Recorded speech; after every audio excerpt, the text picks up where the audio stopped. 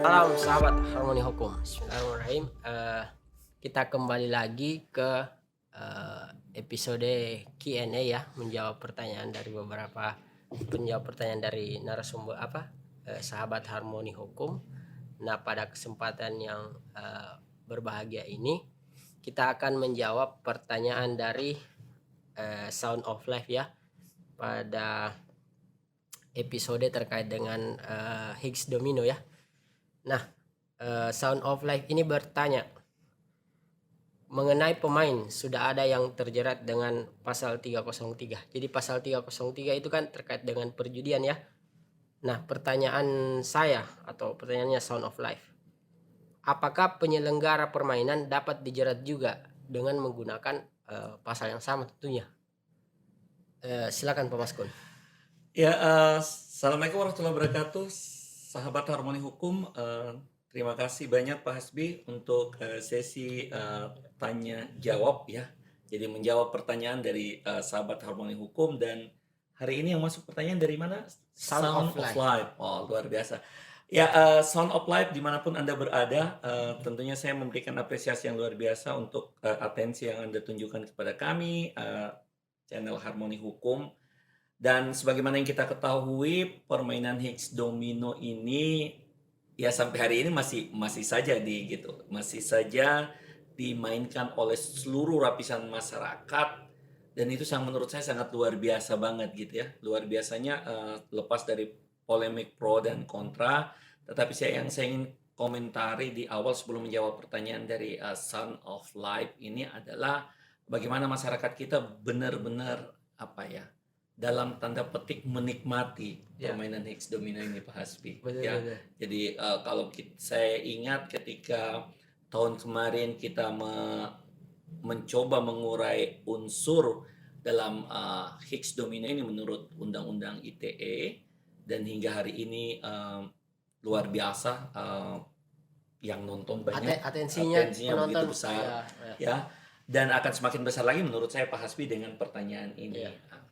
Jadi kalau kita lihat konstruksi pasal, tentunya ini kita akan coba lihat dari dalam pendekatan di 303 pasal 303 KUHP. Dan tentunya kalau kita bicara dalam konteks kitab Undang-Undang Hukum Pidana Sound of Life, maka kita bicara norma, kita bicara unsur. Jadi elemen unsur pasal 303-nya yang kita harus buktikan sehingga kemudian itu memenuhi unsur perjudian seperti itu. Jadi sama ketika kita mengurai pasal 27 ayat 2 Undang-Undang ITE seperti itu. Itu dulu frame-nya yang kita harus cocokkan.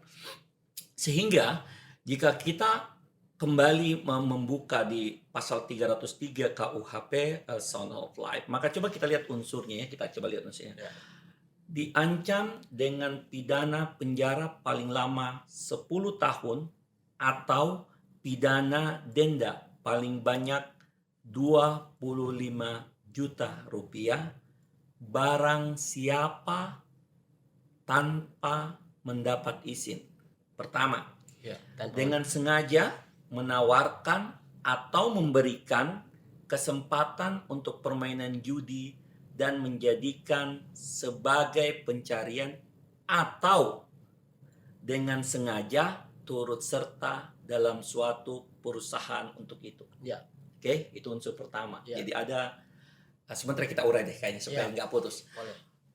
Yang kedua, dengan sengaja menawarkan atau memberikan kesempatan kepada khalayak umum untuk bermain judi, atau dengan sengaja turut serta dalam perusahaan untuk itu dengan tidak peduli apakah untuk menggunakan kesempatan adanya sesuatu syarat atau dipenuhinya sesuatu tata cara. Yang kedua, Pak. Dan yang ketiga, Sound of Life menjadikan turut serta pada permainan judi dengan pencarian.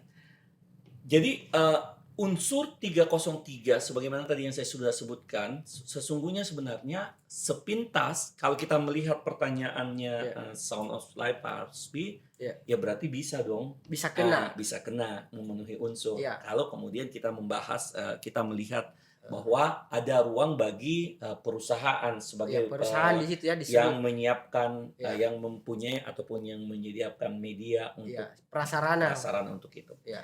Sehingga kalau kita bicara apakah perusahaan yang dimaksud ini adalah penyedia jasa, itu yang mungkin akan kita diskusikan sebenarnya, akan kita diskusikan lebih lanjut. Karena begini, Sounds of Life, kalau kita bicara tentang keberadaan penanggung jawab aplikasi sebagai penyedia jasa yang memberikan kesempatan untuk permainan judi, ini mungkin sepintas memenuhi pasal 303. KUHP. Kalau kita lihat karena memang dia directly menyebutkan. Tetapi menurut saya ini akan sedikit debat sebenarnya, akan debat ruang interpretasi yang begitu luas, karena kemudian penyedia jasa yang dimaksud di sini kan tentunya feeling saya mengatakan ataupun intuisi keilmuan saya mengatakan Sounds of Life ini lebih cenderung 303 ini yang dimaksud adalah perusahaan-perusahaan yang mungkin di masa lalu seperti togel, judi tradisional, konvensional. Ya. Jadi bukan yang dimaksud dengan dalam hubungannya dengan pasal 27 ayat 2 Undang-Undang ITE Pak. Permainan online. Ya, yang bukan permainan online. Sehingga ini saya bilang tadi bahwa ruang ini akan menciptakan sebuah interpretasi yang begitu kuat dan perdebatan yang akan begitu kuat, karena kemudian itu tidak dijelaskan atau dirumuskan dengan lebih detail oleh Kemenko Info misalnya. Kemenko Info sebagai institusi yang diamanati oleh negara untuk menyiapkan segala peranata, termasuk sebenarnya kalau dalam konteks Higgs Domino berarti kan perusahaannya itu kan ada isinya bukan perusahaan yang berizin, tapi maksud saya bahwa untuk bisa masuk ke Indonesia kan pastinya harus ada kontrol dari Kementerian Kemenko Info dalam hal ini. Nah, ini mungkin Pak Hasbi di awal yang perlu kita samakan frame kita untuk menjawab pertanyaan dari Sounds of Life. Karena pendekatannya 303 menurut saya itu bukan pendekatan yang secara substansi dan hakiki ketika hendak didekatkan dengan kasus-kasus judi online yang marak terjadi di Indonesia yang hari ini. Apalagi khususnya permainan online apalagi untuk permainan online. Sehingga kalau kemudian kita bicara tentang sanksi menurut saya, jadi kalau tadi pertama yang harus kita garis bawahi bahwa ada ruang untuk diskusi, ada ruang untuk interpretasi di situ, sehingga kemudian menurut saya agak sedikit bermasalah dalam konteks kepastian hukum. Jadi pencapaian tujuan hukum dalam hal ini adalah kepastian hukum agak sedikit bermasalah di area itu menurut saya. Tetapi tidak berarti bahwa 303 itu tidak bisa digunakan. Bukan berarti seperti itu. Bisa saja menurut saya. Ya sekarang kan tinggal bagaimana kemudian aparat penegak hukum dalam melakukan penindakan dan mencoba kemudian mengkualifikasi unsur. Kalau dia tidak mengkualifikasi unsur ya mau diapa juga kan seperti itu. Jadi mengkualifikasi unsur mulai dari APH di kepolisian, kemudian kejaksaan sampai kemudian di pengadilan sebagai ending dari proses ini kan tentunya. Bahwa ada ruang debat itu adalah sesuatu yang biasa-biasa saja menurut saya. Nah, ini kemudian yang harus bisa dilihat. Sehingga kemudian ini bisa menjadi potret kita bersama Sound of Life untuk mendudukkan persoalan ini, karena ini kita bicara tentang bukan lagi fenomena, tapi kita sudah bicara tentang sesuatu yang nyata hari ini yang memang sayang sekali sebenarnya perusahaan belum perusahaan sebagai penyedia layanan penyedia layanan dalam hal ini belum terkualifikasi, apalagi notabene-nya adalah perusahaan-perusahaan seperti itu kan sebenarnya ada penyedia-penyedia itu adalah mereka yang berbasis di luar wilayah teritorial Indonesia. Saya kira itu untuk pengantar Pak Hasbi. Tahan dulu tadi Pak Maskun, tadi ada beberapa hal yang menarik yang terkait dengan peran Kemenkominfo dan bagaimana sejauh mana tanggung jawab korporasi itu dapat dilakukan penindakan nanti kita akan lanjutkan di sesi selanjutnya. Salam sahabat Harmoni Hukum. Kita kembali ke sesi kedua ini. Jadi tadi kita sudah membahas terkait dengan secara sederhana ya, kalau kita melihat pasal 303 itu sebenarnya bisa diterapkan ya. Tapi kan ini menjadi ya sesuai dengan tadi yang disampaikan Pak Maskun, ini menjadi polemik ya karena permainan online ini Higgs Domino itu masih bersifat abu-abu ya, masih belum istilahnya jelas diidentifikasi apakah memang ini aplikasi perjudian atau bukan.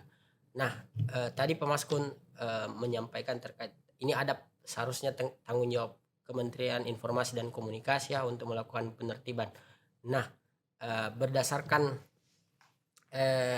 hal tersebut Pak, sejauh mana menurut peran yang harus dilakukan oleh Kementerian Informasi dan Komunikasi dan tanggung jawab korporasi dalam tindak pidana ini? Ya, terima kasih banyak Pak Hasbi. Ya. Jadi teman-teman semua dimanapun sahabat Harmoni Hukum berada, termasuk Sounds of Life tentunya. Ya. Jadi kalau kita bicara dalam konteks tanggung jawab korporasi atau perusahaan penyedia jasa layanan Internet. judi online ya, Ya. yang mereka kan yang menyelenggarakan, menyiapkan. Ya. Kalau kita bicara dalam konteks perusahaan-perusahaan yang sifatnya konvensional, saya kira konstruksinya justru lebih mudah karena ada mekanisme administrasi, pencabutan izin dan lain sebagainya. Mungkin di situ saya kira clear ya, tidak perlu terlalu kita diskusikan panjang untuk itu. Yang bersoal sebenarnya menurut saya Sound of Life dan kawan-kawan semua adalah yang mereka yang notabene-nya adalah yang sifatnya judi-judi online, Higgs Domino dan lain sebagainya. Ini kemudian harus dipikirkan dengan baik, dirumuskan dengan baik. Apakah kemudian akan menjawab pertanyaan apakah penyedia jasa perusahaan-perusahaan seperti yang menyediakan jasa Higgs Domino dan judi-judi online lainnya itu adalah sebuah korporasi? Apakah memang benar mereka dapat izin? Apakah mereka ada izin untuk menyelenggarakan hal tersebut? Gitu, seperti itu. Faktanya sekarang misalnya dengan setiap hari kita menemukan di setiap sudut kota di Republik ini semua orang bermain Higgs Domino misalnya. Dan sebagainya. Betapa banyak orang ini yang bakalan dipidana karena pertanyaannya kemudian game. apakah kemudian ya itu lepas dari itu ya, dari tapi dalam konteks perusahaannya misalnya apakah kemudian si penyelenggara atau pencipta misalnya ini bisa dikualifikasi. Satu hal yang kita harus ingat bahwa pada umumnya mereka berada di luar teritorial Indonesia. Ya kan? Meskipun kemudian ada beberapa instrumen hukum internasional yang kita bisa gunakan kalau kita bicara tentang yurisdiksi negara dan lain sebagainya. Tapi lepas dari hal tersebut, ini harusnya menjadi yang harus coba dicermati dengan baik oleh seluruh kementerian ataupun instansi terkait yang berhubungan dengan judi online ini seperti itu. Sehingga rumusan pasal 27 ayat 2 dalam Undang-Undang ITE itu dalam korelasinya dengan pasal 303 KUHP itu hanya mengena bagi mereka yang pengguna. Karena sebenarnya kalau kita bicara lebih real menurut saya, coba kita bayangkan kalau kemudian masyarakat Indonesia 270 juta hari ini penduduk Indonesia dan yang bermain Higgs Domino hari ini kita ngambil 10% atau 1% lah dari 270 gitu, berarti ada kurang lebih something juta orang kan gitu, 2,7 juta orang gitu yang berarti itu harus dipidana semua. Kan tidak. Kalau bicara rumusan 27 ayat 2 berarti mereka memenuhi unsur dan lain sebagainya. Belum lagi ketika Higgs Domino dikembangkan banyak lagi instrumen yang terkait di dalamnya, ya kan banyak bisa sekali. pakai pendekatan lainnya. Sehingga menurut saya yang paling terpenting dilakukan oleh pemerintah mencoba untuk mereview ulang semua kebijakan yang berhubungan dengan hal tersebut. Sehingga kalau kemudian kita bicaranya bukan hanya dalam konteks memenuhi unsur 27 ayat 2 Undang-Undang ITE plus 303 KUHP dan lain sebagainya.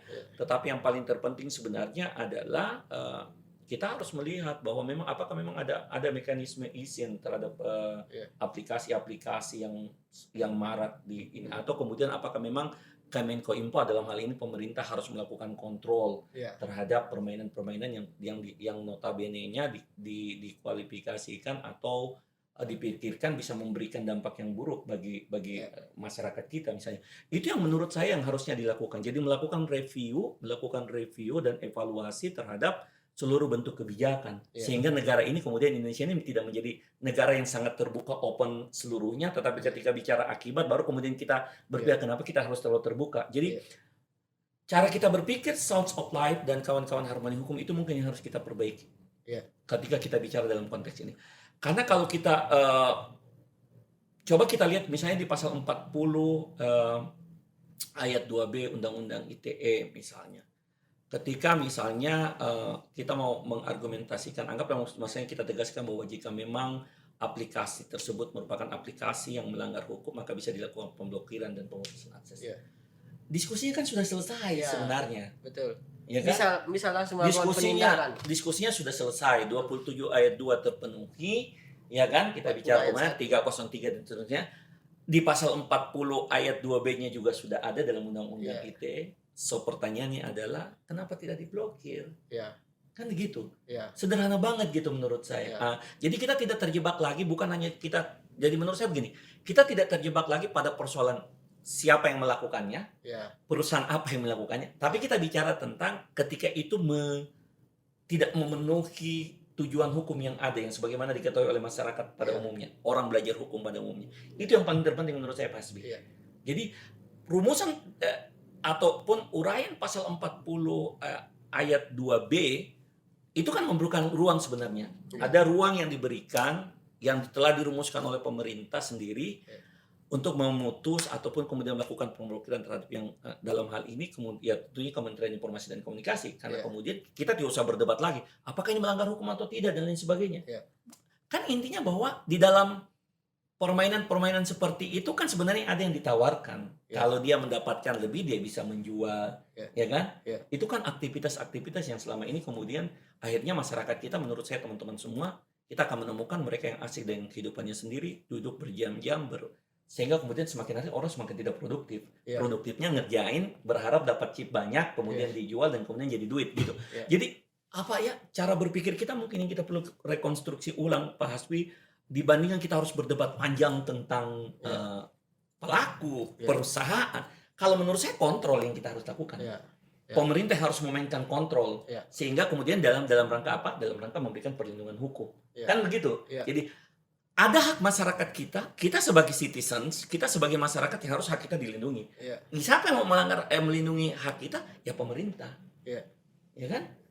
Itu yang sebenarnya menurut saya suka sekali dengan pertanyaannya dari Sounds of Life Pak Hasbi, karena sebenarnya dia sementara memancing dan memantik diskusi yang lebih besar sebenarnya ketimbang hanya menyoal perusahaan. Karena kalau sekarang mereka di luar negeri mau diajukan kemana? Kita tidak ada perjanjian kok dengan mereka. Kita hanya bisa mengajukan, karena kan kalau konstruksinya kalau kita bisa mengajukan keberatan kalau kemudian kita ada perjanjian, kita ada kontrak misalnya. Dia melanggar, dia breaching kontrak, kemudian kita bisa bisa menuntut. Ini kan tidak ada kontrak. Apakah pertanyaannya apakah ada kontrak? Kalau penyedia jasa itu ada di luar negeri. Kalau dia ada di dalam negeri lebih mudah lagi. Makanya saya Sound of Life dan teman-teman Harmoni Hukum, saya tidak mencoba untuk mengarahkan teman-teman semua dalam konteks kalau kemudian perusahaan dalam negeri, karena itu is really easy. Menurut saya mudah. Yang paling terpenting adalah ini kan yang dari luar, yang kita tidak bisa, yang sifatnya tanpa batas, yang borderless gitu, yang kayak gitu. Jadi konsep itu yang sebenarnya yang perlu kita harus lihat, Pak Hasbi. Saya kira untuk seperti itu, untuk untuk mencoba mempertajam dan menekankan pada poin-poin krusial dari pertanyaan yang sangat luar biasa ini, Pak Hasbi. Terima kasih banyak Pak Maskun.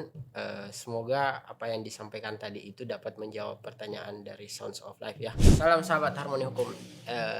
Tadi sudah ada 2 sesi ya terkait dengan apakah misalnya menjawab pertanyaan dari Sounds of Life terkait dengan apakah misalnya penyedia jasa atau penyelenggara permainan online tersebut itu dapat dikenakan juga ya ketika misalnya pemain itu kena delik terkait dengan penipuan perjudian, apakah penyelenggaranya juga bisa kena. Nah, secara sederhana tadi sudah digambarkan ya bahwa sebenarnya bisa tergantung dari aparat penegak hukum apakah mau melakukan penindakan atau tidak, karena infrastruktur norma yang kita sudah punya sebenarnya sudah ada ya, ada di Undang-Undang ITE, ada di KUHP.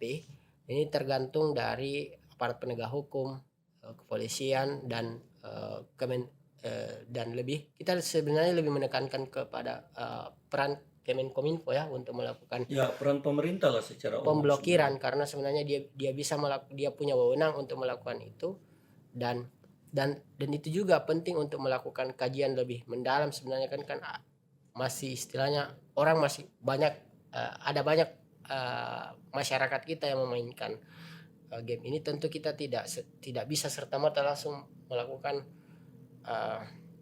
pendekatan hukum pidana secara normatif karena banyaknya orang yang bermain. Tentu kita harus melihat lebih pendekatan yang edukasi, bagaimana mengedukasi masyarakat untuk tidak lagi memainkan permainan-permainan yang terindikasi sebagai perjudian ya.